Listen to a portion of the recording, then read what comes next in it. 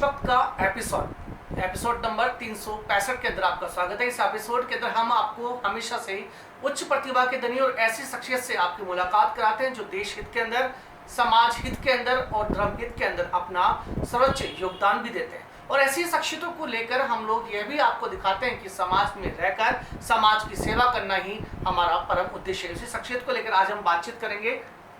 Sir, आपका शुभ नाम? नमस्कार जी, मैं पंकज जैन हूँ। मैं फीडिंग हैंड्स को रिप्रेजेंट करता हूँ। फीडिंग हैंड्स हमने 2018 में स्टार्ट किया था, मार्च में। Feeding hands basically feeding hand origin हुआ था, मेरे एक फ्रेंड है इकबाल सोनी जी के सन अमरजीत सिंह सोनी, उन्होंने कहा था कि पापा चाहते हैं कि आप 100 खाने उनकी बर्थडे पे बांटे। इकबाल सोनी जी की बर्थडे थी तो 100 खाने हमने बांटे। उसको देखते देखते हमने मार्च में अन्नपूर्णा वालों की एक वैन लेके 600 खानों से स्टार्ट किया। और इकबाल सोनी जी का एम ये था कि कोई भी भूखा नहीं सोए, गरीब हो या कोई भी हो, वो रात को भूखा नहीं सोए। और हमारा हमेशा से एम यही रहता था कि कोई भूखा नहीं सोए। उससे हमने 100 खानों से स्टार्ट करके आज हम 2600 खाने बांट रहे हैं।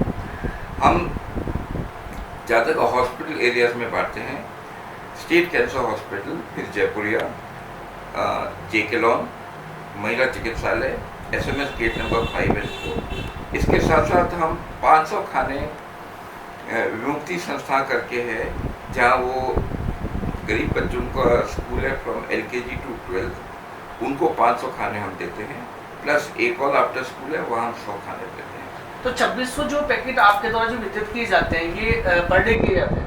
ये 2600 पैकेट पर डे किए जाते हैं, 365 डेज ईयर।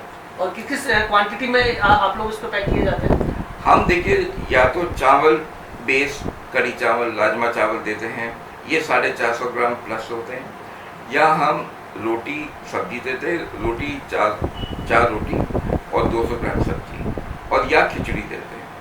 हम ये सारा डाइटिशियन से कंसल्ट करके करते हैं, जैसे कि बच्चे भी खा रहे हैं तो उनको न्यूट्रिशन सामान मिले तो अच्छा रहेगा। इसके अलावा सर, मैं आपसे जैन साहब ये पूछना चाहूँगा कि इन सब की व्यवस्थाओं के लिए कई प्रकार के लोगों का साथ भी आना पड़ता है और कई प्रकार की रसोई के अंदर भी कई प्रकार की चीज़ें होती है, तो वहाँ पे किस प्रकार के मैनेजमेंट आपके द्वारा किया जाता है? देखिए जी, ऐसा है, हम लोगों का खुद का किचन है। हमने अक्टूबर से अपना खुद का किचन कर लिया, क्योंकि पहले हम कॉन्ट्रैक्चुअल किचन चला रहे थे किसी और से खाना लेके। हमने रियलाइज़ किया जिस चीज़ की सब्जी सस्ती है वो खाली वही सब्जी देता था, भले 4 दिन कंटिन्यूस या कुछ, या दाल देता था, और काफ़ी पानी और काफ़ी कुछ होता था। और जब हम चक्कर काटते थे, क्योंकि हमारा एक एम ये भी है कि कोई खाना वेस्ट नहीं जाए, तो उसमें हमको दिखता था कि काफ़ी खाना वेस्ट हो रहा था। तब हम लोगों ने डिसाइड किया कि हमको हमारा खुद का किचन करना चाहिए। हमने मालवीय इंडस्ट्रियल एरिया में हमारा खुद का किचन किया, और जब से हम लोगों को काफ़ी एप्रिसिएशन, और हमारा मुश्किल से 5 या 10% वेस्ट होता है। तो अभी जो किचन है वहाँ कितनी आपके पास जो मशीनें हैं, और जिस प्रकार से उन मशीनों के द्वारा जो है भोजन तैयार किया जाता है, और कितनी देर में भोजन तैयार होने के बाद में उसकी पैकिंग की जाती है और उसके बाद कहाँ कहाँ वितरित किया जाता है? हमारा किचन हम लगभग 3 बजे सुबह स्टार्ट कर देते हैं, और हमारे पास ज़्यादातर ऑटोमेटिक मशीन है। रोटी की ऑटोमेटिक अब 2 मशीन हैं। एक मशीन में 1 घंटे में 1000 चपाती बनती है। वहीं वेजिटेबल कटर है, सारी चीज़ें ऑटोमेटिक हैं। डो कटर है जो लोहे बनाते हैं। और ये सारा खाना हमारा 3 बजे से लेके लगभग 9 बजे तक पैक होकर तैयार हो जाता है। पैकिंग की भी हमारे पास 2-3 मशीन हैं ऑटोमेटिक, और 2-3 मैनुअल। पैक करने के बाद हम लोग स्टार्ट करते हैं, हमारे पास 3 वैन हैं। तो पैक करने के बाद हम लोग स्टार्ट करते हैं स्टेट कैंसर हॉस्पिटल से, वहाँ से JK लॉन से फिर SMS एंड महिला। एक वैन आती है जयपुरिया, और जयपुरिया से ये जो मैंने पहले आपको बताया, ये स्कूल में देते हैं, तो वहाँ जाके डिस्ट्रीब्यूट करके फिर वो असेंबल कर जाती है गेट नंबर 4। जैसा इसके अलावा मैं एक सवाल आपसे और पूछना चाहूँगा कि हमारे ग्रंथ के अंदर एक वाक्य लिखा हुआ आता है कि दया धर्म का मूल है, पाप मूल अभिमान, दया धर्म ना छोड़िए जब तक घट में है प्राण। तो इस सार्थकता को सिद्ध करते हुए और दया और धर्म का जो आप लोग जिस प्रकार से आप लोग काम कर रहे हैं, तो आने वाली जनरेशन को आप जो है इस बारे में क्या बताना चाहेंगे?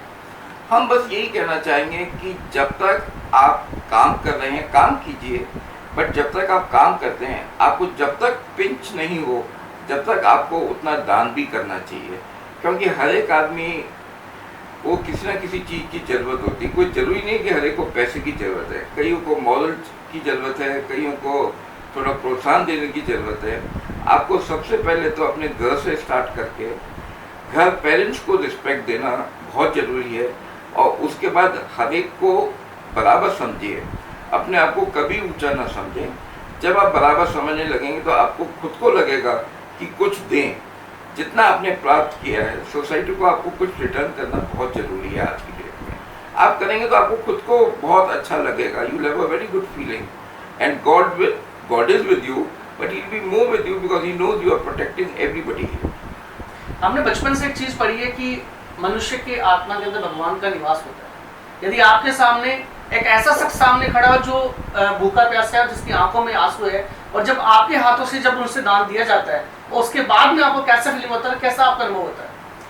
साहब, उस वक्त मेरे को लगता है कि मेरा जीवन यहाँ सफल हुआ है, मैं किसी के काम आया, किसी ऐसे आदमी के काम आया जिसको कम से कम रोटी तो दी है। इसमें मैं आपको एक एग्जाम्पल बताऊंगा। जब हम एसएमएस में खाना बांटते हैं, एक बार एक सरदार जी हमको मिले जिनकी ऐसी दशा थी मैं बता नहीं सकता हूँ, और वो हमको हेल्प करते थे खाना बांटने में, और उनकी वाइफ एडमिट थी 10 दिन। तो वो जब खाना बांटते थे, हमने जाने लगे तो वो हमको 1000 रुपये दे रहे थे। हमने कहा नहीं, आप मत दीजिए। बोले साहब मेरे पास 1200 रुपये, 200 रुपये किराया है, 1000 रुपये ये जो आप काम कर रहे हैं इसके लिए मेरे पास कोई शब्द नहीं है।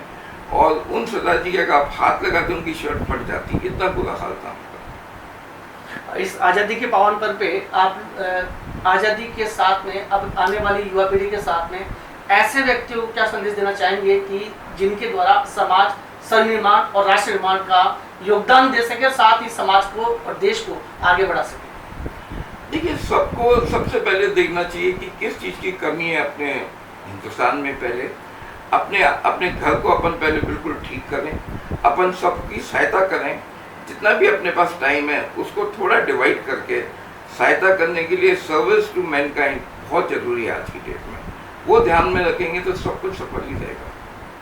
तो आवाज न्यूज़ की आपने देशभक्त एपिसोड के अंदर आप मिले हैं जैन साहब से, जिन्होंने काफ़ी बातें हमसे शेयर की है, इनके द्वारा जो संस्थाएं चलाई जाती है जिससे गरीबों का भरण पोषण हो सके। इसी प्रकार के लेटेस्ट अपडेट के साथ में आप जुड़े रहिए आवाज न्यूज़ के साथ। कैमरामैन आशीष के साथ में पवन कुमार, आवाज